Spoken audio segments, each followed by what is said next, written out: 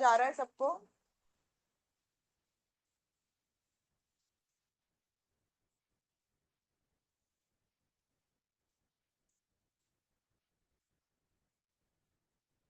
चलिए। ओम गुरुर्ब्रह्मा गुरुर्विष्णु गुरुर्देवो महेश्वरा गुरुर् साक्षात् परब्रह्म तस्मै श्री गुरवे नमः। अखंडमंडलाकारं व्याप्तं येन चराचरं तत्पदं दर्शितं येन तस्मै श्री गुरवे नमः। तस्मै श्री गुरवे नमः। ओम श्री गुरवे नमः। आवाहयामि स्थापयामि ध्यायामि ततो नमस्कारं करोमि। ओमायातु वरदे देवी त्र्यक्षरे ब्रह्मवादिनी गायत्री छन्दसा माता ब्रह्मयोनि नमोऽस्तुते। ओम श्री गायत्रे नमः। आवाहयामि स्थापयामि ध्यायामि ततो नमस्कारं करो। ओम। चलिए, आज का हमारा दूसरा अध्याय चालू होता है। पहले अध्याय में हमने आत्मा के बारे में जाना कि शरीर नहीं है, आत्मा है। और आत्मा और शरीर भिन्न है। और आत्मा का स्वार्थ अलग है, शरीर का स्वार्थ अलग है। तो हम जब आत्मा के स्वार्थ में जाते हैं, हम अपने आप को जब पहचानने लगते हैं, तभी हमारा सच्चे अर्थों में आध्यात्मिक जीवन शुरू होता है। और ये जो बाकी सब कुछ क्षणभंगुर है, और ये हमें पूरा पूरा जीवन का आनंद नहीं प्राप्त करते हैं। तो परम पूज्य गुरुदेव का कहना वही है कि हमें मतलब जागरूक होना है और अपने आप को जानने की कोशिश करना है कि मैं शरीर नहीं हूँ, मैं आत्मा हूँ। क्योंकि हम शरीर में अपने आप को बहुत उलझ के रह गए हैं, इसलिए हमें आत्मा का बोध नहीं होता। तो अब अगले अध्याय में हम कुछ साधना के बारे में जानेंगे कि किस तरह से इस आत्मा आत्मा को हम जान सकते हैं, पहचान सकते हैं। तो आइए आगे बढ़ती हूँ मैं। यहाँ पे बताया है कठोपनिषद का एक मतलब एक श्लोक है। नायम आत्मा प्रवचनेन लभ्यो न मेधया न बहुना श्रुतेन। मतलब शास्त्र कहता है कि यह आत्मा प्रवचन, बुद्धि या बहुत सुनने से प्राप्त नहीं होती। मतलब यहाँ पे ये कहा गया है कि हमने बहुत सारा प्रवचन सुन लिया, बहुत हमारी बुद्धि बहुत तल्लक है, या हमने बहुत कुछ अच्छा अच्छा सुना, तो हमें आत्मा की प्राप्ति नहीं होती है। तो फिर आत्मा की प्राप्ति कैसे होती है? प्रथम अध्याय को समझ लेने के बाद आपको इच्छा हुई होगी कि इस आत्मा का दर्शन करना चाहिए, जिसे देख लेने के बाद और कुछ देखना बाकी नहीं रह जाता। मतलब हमने प्रथम अध्याय में सब आत्मा के बारे में जाना कि आत्मा क्या है, कहाँ रहती है, आत्मदर्शन क्या होता है, आत्मा के कौन से स्वार्थ है, शरीर के कौन से स्वार्थ है, तो कौन से इसमें अपन आगे बढ़ने से हमारी सच्चे अर्थों में हम उन्नति करते हैं। तो ये सब कुछ पढ़ने के बाद हमें आत्मा के बारे में, आत्मा के दर्शन करने के बारे में एक लालसा पैदा होती है कि किस तरह से इस आत्मा का दर्शन किया जाए। यह इच्छा स्वाभाविक है। शरीर और आत्मा का गठबंधन कुछ ऐसा ही है जिसमें जरा अधिक ध्यान से देखने पर वास्तविक झलक मिल जाती है। मतलब शरीर और आत्मा दोनों अलग अलग है। शरीर में आत्मा रहती है, लेकिन इसका जो गठबंधन है कुछ ऐसा है कि इसमें अगर थोड़ा सा हम अगर इसके अंदर झांके, तो हमें कुछ ना कुछ मिल जाता है। शरीर भौतिक स्थूल पदार्थों से बना हुआ है, किंतु आत्मा सूक्ष्म है। तो शरीर जो है हमारा पंच तत्वों से बना है ना। इसमें आकाश है, पृथ्वी है, जल है, वायु है, मतलब और पानी है। इन पंच तत्वों से हमारा शरीर बना हुआ है। और हमें इसकी जरूरत भी रहती है, जैसे ऑक्सीजन की जरूरत रहती है, जैसे 70% हमारे शरीर में पानी है, तो पानी की जरूरत है हमें। और जो खाना हम खाते हैं, तो मतलब हर चीज की हमारे पंच तत्वों की जरूरत हमको पूरी करनी पड़ती है। तो शरीर क्या है? शरीर भौतिक स्थूल पदार्थों से बना हुआ है, किंतु आत्मा क्या है? आत्मा एकदम सूक्ष्म है। आत्मा को हम अपनी आंखों से देख नहीं सकते हैं। आत्मा को किसी इलेक्ट्रोमैग्नेटिक माइक्रोस्कोप माइक्रोस्कोप से भी आत्मा दिख नहीं सकती, इतनी आत्मा सूक्ष्म है। पानी में तेल डालने पर वह ऊपर ही उठ आता है। लकड़ी के टुकड़े को तालाब में कितना भी नीचे पटको, वह ऊपर को ही आने का प्रयत्न करेगा, क्योंकि तेल और लकड़ी के परमाणु पानी की अपेक्षा अधिक सूक्ष्म है। तो आप सभी को, मतलब आप सब साइंस के स्टूडेंट है, तो आप सभी को पता है कि जब हम किसी पानी में थोड़ा सा तेल डालते हैं, तो तेल ऊपर ऊपर रहता है, पानी नीचे रहता है। उसी तरह से एक आधा लकड़ी का टुकड़ा है, वो पानी में जब डालते हैं तो लकड़ी का टुकड़ा जो है वो पानी में तैरता है। तो हम इसको बोलते हैं ना कि जिसकी डेंसिटी कम रहती है वो तैरता है। तो इसी तरह से मतलब कि पानी के जो तेल के जो अणु है, वो इतने ज्यादा सूक्ष्म है पानी के अणु से कि वो अ, हल्का होता है, हल्का होने से वो ऊपर ऊपर तैरता है। उसी तरह से लकड़ी के जो अणु रहते हैं वो इतने ज्यादा सूक्ष्म होते हैं कि वो पानी के ऊपर लकड़ी को तैराते हैं, मतलब। तो इसीलिए जो बोट वगैरह रहती है वो लकड़ी की रहती है, जो पानी में तैर के बहुत सारे लोगों को इधर से इस किनारे से उस किनारे में लेके जाती है ना। तो उसके जो अणु है वो बहुत ही सूक्ष्म होते हैं। उसी तरह से हमारे शरीर में जो हमारी आत्मा है वो बहुत सूक्ष्म है। तो शरीर मतलब शरीर हमारा भारी है, उसमें उस पर ये जो आत्मा है वो बहुत हल्की और सूक्ष्म है। तो ये बाहर आना चाहती है। लकड़ी के टुकड़े को तालाब में कितना भी नीचा पटको, वो ऊपर को ही आने का प्रयत्न करेगा, क्योंकि तेल और लकड़ी का के परमाणु पानी की अपेक्षा अधिक सूक्ष्म है। गर्मी ऊपर को उठती है, अग्नि लपटे ऊपर को उठेगी। मतलब जो गर्मी है, उष्णता, वो ऊपर की तरफ जाती है। कभी भी जैसे हम वेंटिलेशन जो हमारा रहता है वो दरवाजे के ऊपर मतलब रहता है, क्योंकि वहां से गर्म हवा जो है वो निकल जाती है। गर्म हवा हमेशा हल्की होती है, वो ऊपर से निकल जाती है। तो उसी तरह से जो अग्नि की लपटें है वो भी ऊपर की दिशा में जाते हैं। मतलब कितना भी ग्रेविटेशनल फोर्स हो, लेकिन ग्रेविटेशनल फोर्स उसको नीचे नहीं ला सकता। अग्नि को, अग्नि ऊपर की दिशा में जाएगी। क्यों? क्योंकि जो अग्नि के जो मतलब ये है एटम्स है, वो छोटे मतलब सूक्ष्म होते जाते हैं। तो इसीलिए वो ऊपर की तरफ जाते हैं। जो भी सूक्ष्म होता है वो ऊपर ऊपर की तरफ जाता है, मतलब उसको ग्रेविटेशनल फोर्स उसको रोक नहीं सकता। ग्रेविटेशनल फोर्स उसको अपने तरफ खींच नहीं सकता। उसको हल्का कर देता है, जो हल्की चीज रहती है वो ऊपर जाती है ना। गर्मी ऊपर को उठती है, अग्नि लपटे ऊपर को उठेगी। पृथ्वी की आकर्षण शक्ति और वायु का दबाव उसे रोक नहीं सकता है। मतलब जो सूक्ष्म अति सूक्ष्म होता है उसको ना पृथ्वी का मतलब ग्रेविटेशनल फोर्स रोक सकता है, ना वायु का दबाव उसको रोक सकता है। आत्मा शरीर की अपेक्षा सूक्ष्म है। तो हमारी जो आत्मा है, वह शरीर बहुत बड़ा है, आत्मा एकदम बहुत ही ज्यादा सूक्ष्म है, जो दिखाई भी नहीं देती, इतनी सूक्ष्म है। इसीलिए वह इसीलिए वह इसमें बंधी हुई होते हुए भी इसमें पूरी तरह घुल मिल जाने की अपेक्षा ऊपर उठने की कोशिश करती रहती है। मतलब जो आत्मा है वो बहुत सूक्ष्म है और शरीर बहुत बड़ा है, आत्मा बहुत सूक्ष्म है। तो वो जो आत्मा है वो शरीर में अंदर है, लेकिन वो शरीर में नहीं रहना चाहती है, वो शरीर से बाहर निकलना चाहती है। हमको दिखती है कि वो शरीर के अंदर घुल मिल घुली मुली मतलब दिखाई नहीं देती, और वो शरीर के अंदर है, लेकिन वो हमेशा ऊपर उठने की कोशिश करती रहती है। लोग कहते हैं कि इंद्रियों के भोग हमें अपनी ओर खींचे रहते हैं, पर यह बात सत्य नहीं है।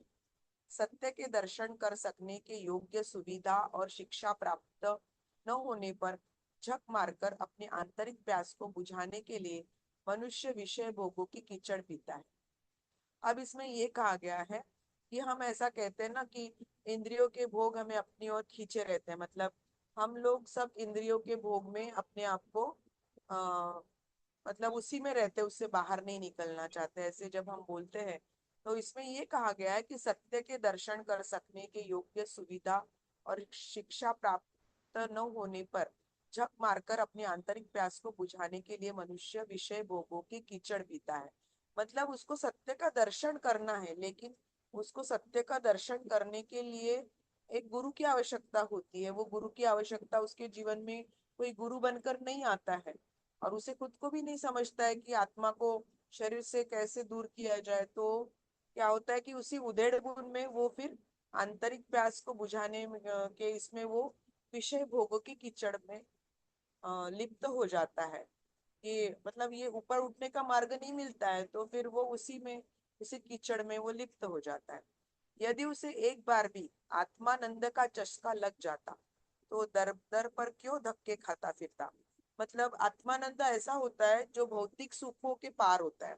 एक बार व्यक्ति को आत्मा का आनंद अगर प्राप्त हो गया, तो फिर उसको ये भौतिक चीजें कुछ भी नहीं लगती है। वो मतलब वो इसके पीछे लगता ही नहीं, फिर वो आत्मानंद में रहना चाहता है। एक बार उसको आत्मानंद का चस्का जब लग जाता है, तो फिर वो दर दर पर क्यों धक्के खाता फिरेगा। मतलब वो भटकता नहीं है, फिर वो आत्मानंद की प्राप्ति में ही अपने आप को खुशी महसूस करता है, और उसको भौतिक चीजें कुछ नहीं लगती। हम जानते हैं कि इन पंक्तियों को पढ़ते समय आपका चित्त वैसी ही उत्सुकता और प्रसन्नता का अनुभव कर रहा है, जैसे बहुत दिनों से बिछड़ा हुआ परदेशी अपने घर कुटुंब के समाचार सुनने के लिए आतुर होता है। अब यहाँ परम पूज्य गुरुदेव कहते हैं कि मतलब हम यहाँ के रहवासी नहीं है। हम पृथ्वी पर आए तो है, लेकिन हम पृथ्वी के रहवासी नहीं है। हम कहाँ से आए हैं? हम परम धाम से आए हैं। परम धाम जहाँ पे परमात्मा, बहुत सारी आत्मा वहां पे वास्तव्य रहता है, और उसका जो पिता है वो परमात्मा है। तो वो परम धाम में रहता है। तो वहां से हम यहाँ पे आए हैं, पृथ्वी पर आए हैं। तो हमारा घर ये पृथ्वी नहीं है। हम तो कुछ दिनों के लिए पृथ्वी पर आए हैं। तो फिर मतलब जब ये आत्मा के बारे में हमें जानकारी होती है, तो फिर वैसा ही होता है कि जब एक आधा व्यक्ति अ, परदेश में रहता है, तो फिर उसको कोई चिट्ठी आती है तो कितनी खुशी होती है। कोई समाचार मिलता है अपने गांव का, अपने देश का। तो जैसे उसकी खुशी, जैसे उसको खुशी मिलती है, वैसे ही उसको खुशी इसमें मिलती है जब वो आत्मा के बारे में जानता है। और मतलब एक बिछड़ा हुआ परदेसी अपने घर कुटुंब के समाचार सुनने के लिए जैसे आतुर होता है, वैसा ही वो भी अपने बिछड़े हुए घर को वापस जाना चाहता है। और उसको उसको उसकी याद आती है, अपने परम धाम की उसको याद आने लगती है, अपने खुद के सच्चे वाले घर की उसको याद आने लगती है। यह एक मजबूत प्रमाण है जिससे सिद्ध होता है कि मनुष्य की आंतरिक इच्छा आत्मस्वरूप देखने की बनी रहती है। मतलब जो मनुष्य की सच्ची जो इच्छा जो है, वो आत्मस्वरूप को देखने की रहती है। लेकिन उसको वो मार्ग नहीं मिलता जब तक उसके जीवन में सदगुरु नहीं आता। जैसे अब हमारे जीवन में सदगुरु आया, सदगुरु मिले हमको, तो हमें ये किताब उन्होंने पकड़ा दी कि देखो मैं क्या हूँ, इस पर चिंतन करो। अभी तक आप लोग जो सब युवा इसमें जुड़ते हैं, शायद आपके लिए ये विषय नया होगा कि मैं शरीर नहीं आत्मा हूँ। लेकिन परम पूज्य गुरुदेव ने ये किताब आपको पकड़ा दी, तो इस एज में अगर आप थोड़ा भी आत्मा के बारे में मतलब आपकी इच्छा जागृत होगी, तो आप बहुत आगे बढ़ सकते। तो मतलब उद्देश्य है जीवन का, वो आत्मा की प्राप्ति है, आत्मा को जानना है, आत्म स्वरूप का पहचान करना, यही हमारी सबसे मतलब हमारे जीवन का उद्देश्य है। लेकिन वो उद्देश्य भूलकर हम क्या कर रहे हैं? हम भौतिक सुखों में अपने आप को लिप्त करके उसी में हम हमारा जीवन चल रहा है। लेकिन हमारा मेन उद्देश्य ये नहीं है, है ना। आत्मा की आत्मा को जानना हमारा मेन उद्देश्य है। और गुरुदेव इस किताब में हमको आत्मा को जानने के बारे में बता रहे हैं कि किस तरह से आत्मा को जाना जाएगा। शरीर में रहता हुआ भी वह उसमें घुल मिल नहीं सकता, वरन उचक उचक कर अपनी खोई हुई किसी चीज को तलाश करता है। मतलब हमारी आत्मा है ना, हमारे शरीर में नहीं रहना चाहती है, वो यहाँ से निकल जाना चाहती है, लेकिन वो बंधी हुई है। वो माया रूपी सब इसमें बंधी हुई है। लेकिन वो बार बार उचक उचक कर अपनी खोई हुई किसी चीज को पाने की तलाश में है। इसीलिए गुरुदेव कहते हैं ना कि मनुष्य क्या है? भटका हुआ देवता है। भटक गया है, उसको समझ में नहीं आ रहा है कौन सा रास्ता है। बस वह स्थान जहाँ भटकता है यही है। उसे उसे यह याद नहीं आती है कि मैं क्या चीज ढूंढ रहा हूँ। मतलब वो चाहता है आत्मस्वरूप का ज्ञान करना, लेकिन उसे समझ में नहीं आता। वो चीज को ढूंढ रहा है, लेकिन वो कहाँ मिलेगी, कैसे मिलेगी, उसको समझ में नहीं आता। मेरा कुछ खो गया है, इसका अनुभव करता है। मतलब उसको लगता है कि मैंने कुछ खोया है और मुझे उसको पाना है। खोई हुई वस्तु के अभाव में दुख पाता है, किंतु माया जाल के पर्दे से छिपी हुई चीज को नहीं जान पाता। मतलब कि वो खोई हुई वस्तु, मतलब उसको खुद घर है, वो खो पाना चाहता है, कि वो शरीर से बाहर निकाल के अपने घर में वापस जाना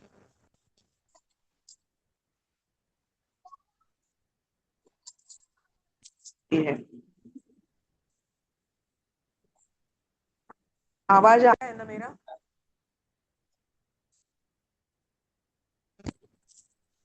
दीदी थोड़ा ब्रेक होत होता. आता ब्रेक।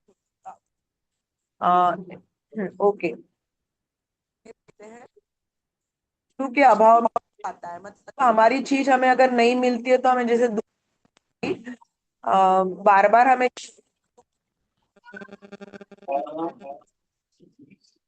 काय पाहिजे ना पाहिजे खाली मार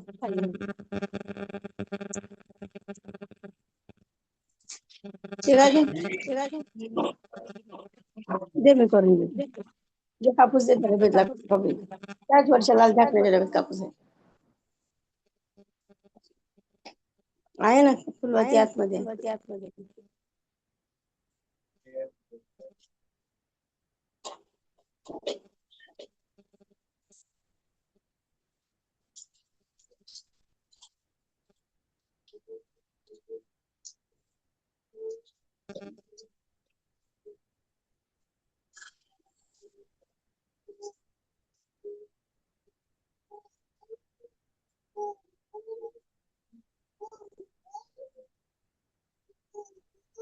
अर्चना दीदी शायद आवाज नहीं आ रही है. अब आ रही क्या? हाँ दीदी. आ रही है ना? ओके।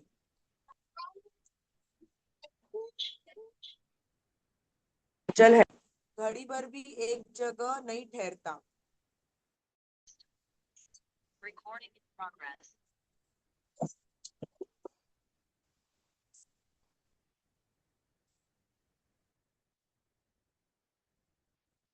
म्यूट हो गया क्या? हाँ त्यांनी लेफ्ट केलं, कदाचित रिजॉईन करतील. तुम्ही अच्छा, कंटिन्यू ओके। करा. हेलो, स्क्रीन दिख रही है ना?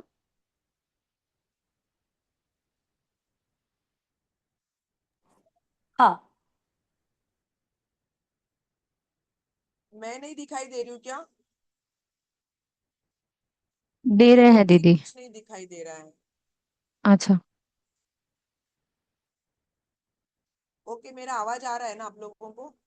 दीदी आवाज येत आहे. स्क्रीन ब्लँक दिसत आहे, तुम्हाला दिसतंय हो का? हो हो, मला काहीतरी इकडे प्रॉब्लेम येत आहे। आय डोंट नो, पण जाऊ दे। मला वेळ वेळ महत्वाचा आहे का फक्त? बरं. चित्त बड़ा चंचल, भर भी एक नहीं ठहरता। मतलब ना कि होता है कि मन बड़ा चंचल है, चित्त बड़ा चंचल है, वो एक जगह पे नहीं ठहरता है। क्यों नहीं ठहरता, उसके बारे में गुरुदेव कह रहे हैं। इसकी सब लोग शिकायत करते हैं, परंतु कारण नहीं जानते कि मन इतना चंचल क्यों हो रहा है। वो अपनी खोई हुई वस्तु के लिए हाहाकार मचा रहा है। मतलब जब हमारी चीज हमें नहीं मिलती तो हम कैसे इधर उधर ढूंढते हैं, और जब तक नहीं मिलती तब तक परेशान होते हैं। वैसे ही हमारा चित्त भी चंचल होके परेशान हो रहा है कि मुझे जो चीज चाहिए, मुझे परमधाम मतलब मुझे अपने घर में वापस जाना है। मैंने अपनी कोई चीज खोई है, मुझे उसको वापस उसको मतलब मिलना है मुझे उस वस्तु से। उसमें वो इतना परेशान हो जाता है, इसलिए हम बोलते हैं कि चित्त बड़ा चंचल है। वो अपनी खोई हुई वस्तु के लिए हाहाकार मचा रहा है। कस्तूरी मृग कोई अद्भुत गंध पाता है और उसके पास पहुंचने के लिए दिन रात चारों ओर दौड़ता रहता है। क्षण भर भी उसे विश्राम नहीं मिलता। यही हाल मन का है।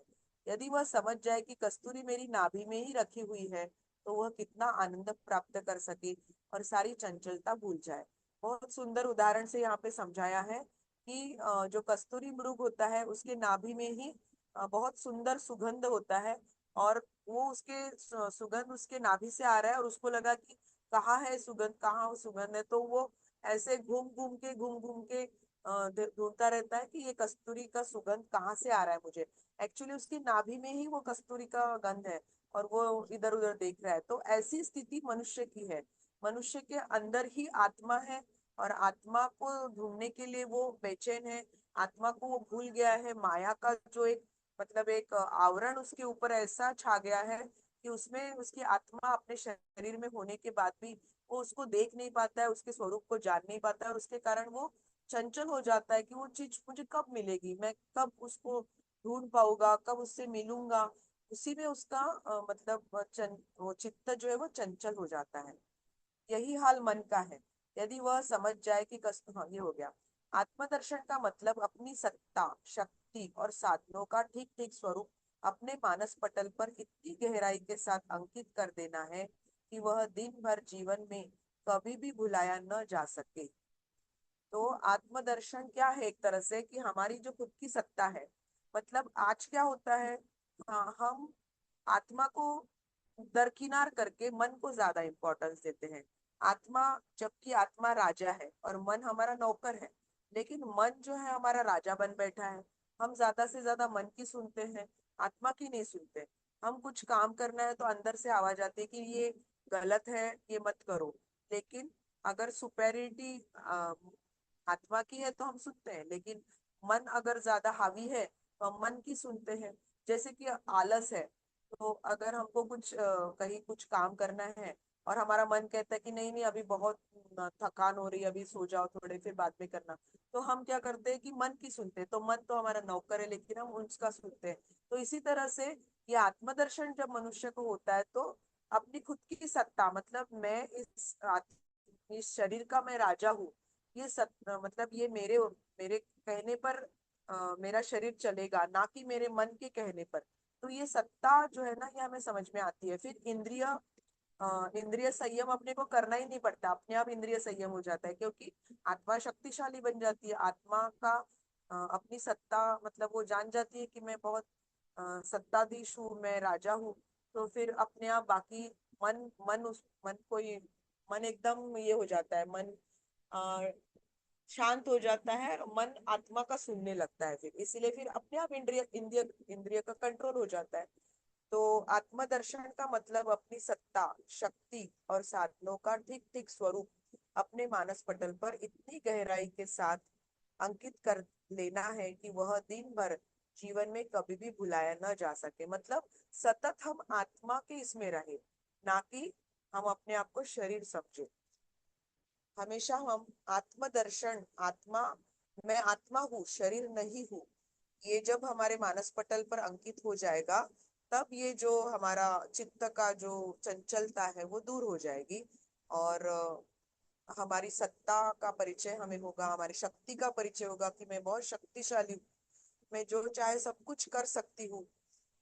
ये वाला जो परिचय हो वो हो जाएगा और उससे क्या होगा कि मन शांत हो जाएगा। तोता रटंत विद्या में आप बहुत प्रवीण हो सकते हो। इस पुस्तक में जितना कुछ लिखा है उससे 10 गुना ज्ञान आप सुना सकते हो। बड़े बड़े तर्क उपस्थित कर सकते हो, शास्त्रीय बारीकियां निकाल सकते हो। परंतु ये बातें आत्म मंदिर के फाटक तक ही जाती है, इससे आगे इनकी गति नहीं है। मतलब हमें जो पहले कठोपनिषद का जो हमने एक श्लोक पढ़ा, नायम आत्मा प्रवचने न लभ्यो न मेध या न बहु न श्रुते न। मतलब ये जो आत्मा का जो स्वरूप है, ये हमें बहुत सारा प्रवचन सुन के या हम बहुत बुद्धिमान होने से, बहुत ज्ञानी होने से नहीं प्राप्त हो सकता। यही बात यहाँ पे कहा है कि रट्टू तोतन होने से हमने सब ज्ञान को रट लिया, हम बहुत कुछ दूसरों को बता सकते हैं, ये कहने से आत्मा का दर्शन नहीं हो सकता। ऐसे परम पूज्य गुरुदेव यहाँ पे कह रहे हैं कि इस पुस्तक में जितना कुछ लिखा है उससे 10 गुना ज्ञान आप सुना सकते हो, बड़े बड़े तर्क उपस्थित कर सकते हो, शास्त्रीय बारीकियां निकाल सकते हो, परंतु ये बातें आत्म मंदिर के फाटक तक ही जाती है। मतलब आत्म मंदिर जो शरीर है उसके फाटक तक हमारी बातें जाती है, ये जो ज्ञान है वहां तक जाता है, उसके अंदर नहीं जा सकता। तो इसीलिए हम कितना भी ज्ञान लो, कितने भी प्रवचन सुन लो, तो इससे हम आत्मा का बोध नहीं कर सकते। आत्मा के बोध करने के लिए हमें खुद को ध्यान के माध्यम से हमें अंदर झांकना पड़ेगा, तब जाके आत्मा का बोध होगा और फिर आध्यात्मिक प्रगति होगी। परंतु ये बातें आत्म मंदिर के फाटक तक ही जाती है, इससे आगे उसकी गति नहीं है। रट्टू तोता पंडित नहीं बन सकता। शास्त्र ने स्पष्ट कर दिया है कि यह आत्मा उपदेश बुद्धि या बहुत सुनने से प्राप्त नहीं हो सकता। अब तक आप इतना सुन चुके हो जितना अधिकारी भेद के कारण आम लोगों को भ्रम में डाल देता है। आज हम आपके साथ कोई बहस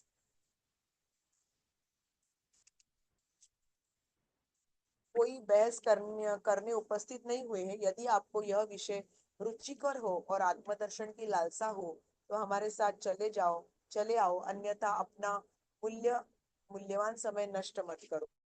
तो परम पूज्य गुरुदेव कहते हैं कि सचमुच अगर आप आत्मा को जानना चाहते हैं तो ही आप इस पुस्तक को आगे पढ़ो, अन्यथा इसके आगे मत बढ़ो। तो इसमें मैं एक कहानी सुनाना चाहती हूँ कि एक बहुत बड़े ज्ञानी होते हैं, प्रवचनकार होते हैं, वो बहुत अच्छे से प्रवचन करते हैं। तो जब वो प्रवचन करते हैं, उनकी उनकी पत्नी भी प्रवचन सुनती है। तो एक प्रवचन में वो बोलते हैं कि सब कुछ परमात्मा ने दिया हुआ है हमको, और परमात्मा की ये सारी चीजें परमात्मा ही वापस लेके जाती है अपने घर में, कुछ भी चीजें हमारे पास नहीं रहती। तो फिर क्या होता है कि कुछ दिन के बाद वो प्रवचन, मतलब उनको अलग अलग जगह पे बुलाते हैं, वो जाते हैं, पत्नी घर में खाना बना के रखती है, उनको दो बेटे रहते हैं। तो क्या होता है कि वो प्रवचन करता बाहर कहीं तो भी प्रवचन करने निकल जाते हैं, और दोनों बच्चों की मौत हो जाती है, किसी कारण से दोनों बच्चों की मौत हो जाती है। और फिर अभी पति आने का समय रहता है, तो पत्नी जो है उनकी, वो बच्चों को अंदर के रूम में रख देती है, और खाना बना के जब वो प्रवचन करता आते हैं, वो ज्ञानी आते हैं उसके पति, तो वो उनको खाना खिलाती है। तो फिर खाना खिलाने के बाद वो अच्छे से वो खाना खाते हैं। फिर उसके बाद वो मतलब उसके पति पूछते हैं कि बच्चे कहाँ हैं। तो फिर वो खाना वगैरह खाने के बाद शांति से उनको अंदर के रूम में लेके जाती है और बोलते हैं कि अ, बच्चों की मौत हो गई है। तो वो प्रवचनकर्ता को बहुत दुख होता है, इतने ज्ञानी वो है, तो उनको बहुत दुख होता है कि ऐसे कैसे, और तुमने मुझे पहले क्यों नहीं बताया। तो वो बोले कि आप इतने थके हारे आए थे, तो पहले मैंने आपको खाना खिलाया और फिर आपको तो वो बहुत दुखी होता है, बहुत रोने लगता है। तो फिर उनकी पत्नी उनको कहती है कि आप ही ने तो एक बार प्रवचन में ऐसा कहा था कि हमें जो कुछ भी मिला है वो भगवान ने दिया है, तो ये भगवान की चीजें भगवान वापस लेके जाता है। तो इसी तरह से ये बच्चे भी हमें भगवान ने दिए थे, और उसकी चीज उसने वापस लेके गए। मतलब मुझे कहने का मतलब गुरुदेव का और इस किताब के कहने का मतलब यही है कि वो व्यक्ति इतना ज्ञानी था, वो प्रवचन में सभी को बता रहा था, इतना सारा ज्ञान वो दे रहा था, उनकी पत्नी भी उसको सुन रही थी। तो पत्नी को उस स्वरूप का ज्ञान हुआ, लेकिन वो खुद जो इतने ज्ञानी थे उनको उसका ज्ञान नहीं हुआ। तो ये बात इससे प्रतीत होती है कि व्यक्ति को कितना भी ज्ञान हो जाए, व्यक्ति कितना भी ज्ञानी हो जाए, लेकिन तो भी उसे आत्मा का बोध नहीं हो सकता। तो इसलिए जब तक हम आत्मबोध की तरफ आगे नहीं बढ़ते, तब तक आत्मा को नहीं जान सकते। ये इससे होता है। तो मुझे लगता है कि अभी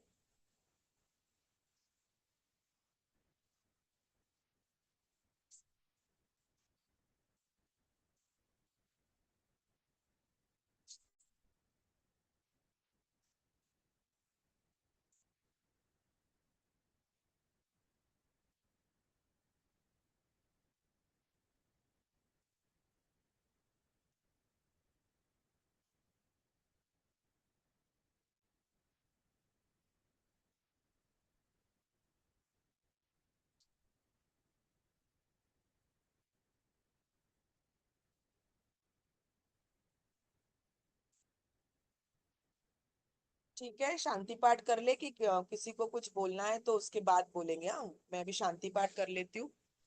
ओम द्यो शांति अंतरिक्षं शांति पृथ्वी शांतिरापः शांतिरोषधयः शांति वनस्पतयः शांतिर्विश्वे देवा शांतिर्ब्रह्म शांति सर्वगं शांति। शांतिरेव शांति सामा शांतिरेधि। ओम शांति शांति शांति सर्वारिष्ट सुशांतिर्भवतु। हाँ, सभी लोग अपने अपने विचार देंगे।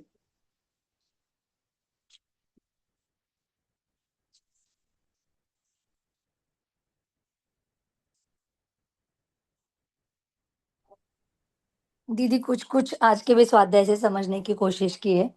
आपने जो समझाया और गुरुदेव ने जो लिखा है किताब में, अ, संकल्पना थोड़ी जटिल है आत्मा की, आत्मबोध की। अ, हाँ, लेकिन सिंपल सिंपल एग्जांपल्स गुरुदेव देते हैं, जैसे अभी आपने बताया कथावाचक का, या फिर जो करते थे पूजा पाठ उनका।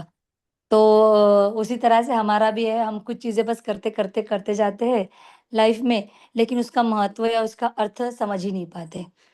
तो संकल्पना तो जटिल है, लेकिन देखते ही ये किताब जब तक ये खत्म होती है, शायद कुछ थोड़ा-थोड़ा दिमाग में जाए हमारे।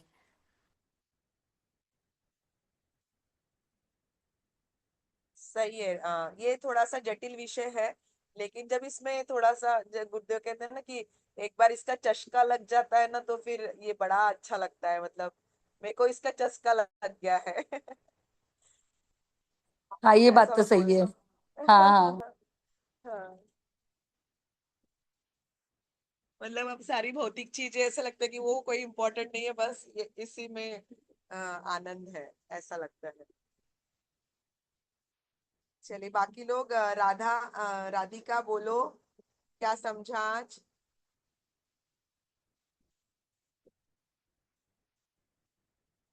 सब लोग बोला करो, मुझे अच्छा लगेगा। आप लोग बोला करो। सरोज दीदी, श्रुति।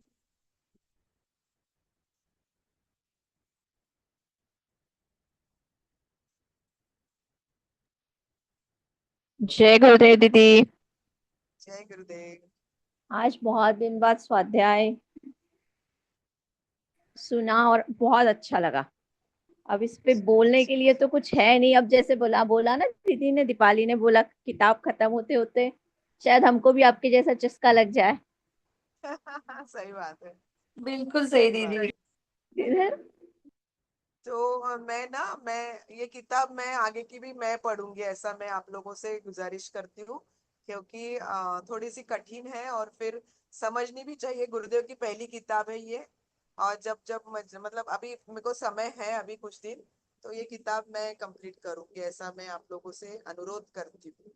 ठीक है। जी दीदी, आई होप किसी को कोई दिक्कत नहीं होगी, हम लोग बात कर लेंगे। हाँ हाँ, ठीक है। और आप लोग मतलब जब भी ऐसे थोड़े क्लिष्ट किताब रहती है ना, तो फिर इसका पहले ही स्वाध्याय करके जरूरी है। क्योंकि इन बच्चों को क्या है कि कॉलेज करना, सब कुछ करके समय नहीं मिलता है, फिर वो तुरंत पढ़ने लगते हैं, तो फिर और भी ज्यादा कठिन लगता है, वो सबको सुनने के लिए भी कठिन लगता है। तो फिर थोड़ी सिंपल सिंपल किताबें लिया करो, ताकि गुरुदेव का ज्ञान तो हर किताब में है। तो मुझे ऐसा लगता है, मतलब मेरा ये, बाकी तो ज्ञान तो लेना ही है। ठीक है। चलिए आप लोग लेफ्ट कर सकते हैं। जी दीदी, बहुत बहुत धन्यवाद आज के स्वाध्याय के लिए। Thank you. मुझे भी अच्छा लगा, मुझे भी। और मेरा पक्का होता है इससे, मैं जब बताती हूँ ना तो रिपीटेशन होता है।